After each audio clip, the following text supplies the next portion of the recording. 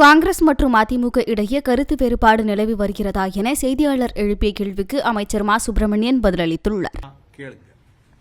கூட்டணி கட்சிகளுடனான விஷயங்களில் லட்சுமண ரேகையை மதிக்கணும்னு சொல்லி உங்க எம்பிக்களுக்கு அறிவுறுத்தணும்னு சொல்லி சொல்லியிருக்காரு மாணிக். அதே கருத்தை தான் செல்வப்பிரதியும் வலியுறுத்துறாரு. லட்சுமண ரேகையை தாண்டுற வழக்கம் எங்களுக்கு எப்பயுமே கிடையாது. லட்சுமண ரேகைங்கிறது லட்சுமணன் கோடு கிழிச்சு சீதையிட்ட இந்த கோட்டை தாண்டி வெளியே வராத நீ உள்ளே இருன்னு சொல்லி வற்புறுத்தி அனுப்புனதுனால சீதா அபயம் லட்சுமணா அபயம்னு சத்தம் கேட்குது, உங்க அண்ணன் உயிருக்கு ஆபத்து வந்துருச்சு, நீங்க போங்கும் போது போக மாட்டேன்னா அப்ப நான் அண்ணன் சாகட்டும்னு இது வரைக்கும் இருந்தீங்களான்னு ஒரு கொடிய வார்த்தைகளை சொன்னதுனால கோடு கிழிச்சு இதுக்கு வராதுன்னு சொல்லிட்டு போனான்.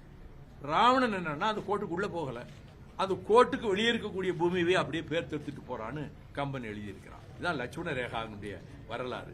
நாங்களும் எங்க எல்லை தாண்டி போறதில்லை.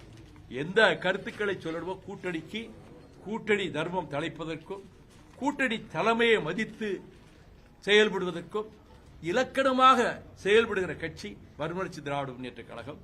அதனால நாங்க அந்த மாதிரி விதத்தில் கூட்டணியில் இருக்கக்கூடிய எந்த கட்சியையும் விமர்சிக்கிற வகையிலோ புண்படுத்துகிற வகையிலோ நாங்கள் எந்த கருத்தும் சொல்ல மாட்டோம். நீங்க சொல்லுங்க. அதாவது காங்கிரஸ் இயக்கத்தின் நிர்வாகி சகோதரர் பத்திரிகையாளர் முன்னாடியே காட்டியிருக்காரு. திமுக கூட்டணியில இருக்கக்கூடிய கூட்டணி கட்சிகள் அதாவது காங்கிரஸ் குறிப்பிட்டு தொடர்ந்து இருவேறு கருத்துக்களை பேசிட்டு இருக்காங்க. பேரிட தலைவர்கள் ஒருத்தரும் பேசலங்க. இது சம்பந்தமா நேற்றைக்கு காங்கிரஸ் பேர் இயக்கத்தின் மாநில தலைவர் மரியாதைக்குரிய செல்வ பெருந்தகை அவர்கள் மிக தெளிவாக சொல்லியிருக்கிறாரு. அந்த பேட்டியை நீங்க படிச்சு பாத்தீங்கன்னா இருவேறு கருத்துக்கள் எங்கே இல்லைங்கிறது தெரிய வரும்.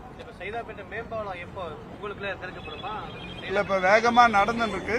மாண்புமிகு செய்திகளை உள்ளது உள்ளபடி தெரிந்து கொள்ள ரெஃப்ளெக்ட் நியூஸை சப்ஸ்கிரைப் பண்ணுங்க.